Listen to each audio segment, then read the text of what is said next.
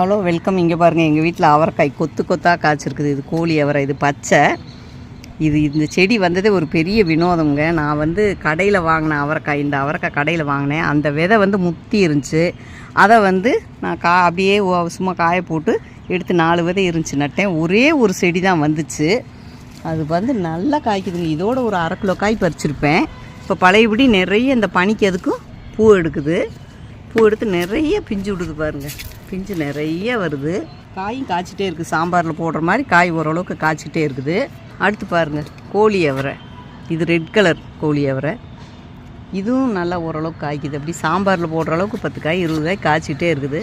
இந்த தடவை கொஞ்சம் நிறைய காய் இருக்குன்னு நினைக்கிறேன். நான் இதுக்கு மேலே உரமாக தெளிக்கிறதுக்கு அதிகமாக நீர் மோர், புளிச்ச மோர், அது கொஞ்சம் அசுவினி தாக்காமல் இருக்குன்னு சொல்லிட்டு 4 நாள் 5 நாளைக்கு நல்லா புளிக்க வச்சு மோரை தண்ணியில் நல்லா மிக்ஸ் பண்ணிவிட்டு அதவே தான் இந்த தடவை கொடுத்துக்கிட்டே இருந்தேன்.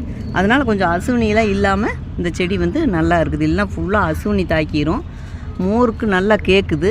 நல்லா புளிச்ச மோர் தான் இதுக்கு ரொம்ப பெஸ்ட் உரமாகவே நான் கண்டுபிடிச்சி வச்சுருக்கேன். இந்த செடி வருஷத்துக்கு ஒருக்கா நான் இந்த அவரை விதையிலேருந்து எடுத்து வச்சு போட்டுருவேன். இது நாட்டு அவரை கோழி ரெட் கலர். நல்லா காய்க்கும், ஓரளவுக்கு காய்க்கும், பரவாயில்ல. எனக்கு சாம்பாரில் போட, பொரியல் போட, வாரத்துக்கு ஒருக்கா சாம்பாருக்கு காய் கிடச்சிரும்.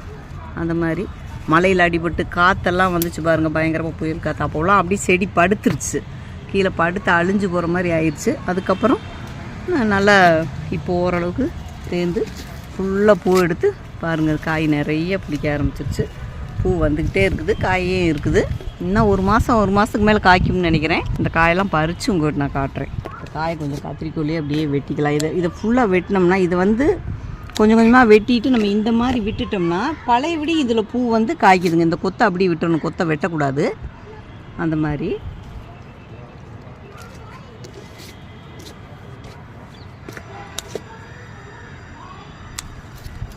இங்கே பாருங்கள், இதில் எத்தனை இருக்குதுன்னு சார். ஒரு 10 காய் ஒரே கொத்தில் அப்படி ஃபுல்லாக அழகாக வந்திருக்குது. இதை நான் வெட்டிக்கிறேன். ரொம்ப அழகாக இருக்குது பாருங்கள். இங்கே பாருங்கள், அவரைக்காய் ஒரு 1/2 கிலோ காய் இருக்குன்னு நினைக்கிறேன். முதல்ல நான் பறித்து இதுக்கு முதல்ல சாம்பாருக்கு ஒரு 10 காய் 20 காய் பறிச்சிருப்பேன்.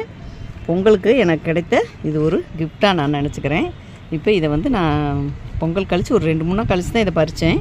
ஆனால் பொங்கலுக்கு கிடைச்ச ஒரு கிஃப்டாகவே நான் என் மாடி தோட்டத்தில் இந்த அளவுக்கு எனக்கு காய்கள் காய்ச்சிருக்கிறது எனக்கு ரொம்ப பெருமையாக இருக்குது. கத்திரிக்காய் பாருங்கள், ஒரே செடியில் இவ்வளோ காய் காய்ச்சுது. இந்த வீடியோ பிடிச்சிருந்தா ஒரு லைக் கொடுத்துருங்க. கண்டிப்பாக சப்ஸ்கிரைப் பண்ண மறந்துடாதீங்க.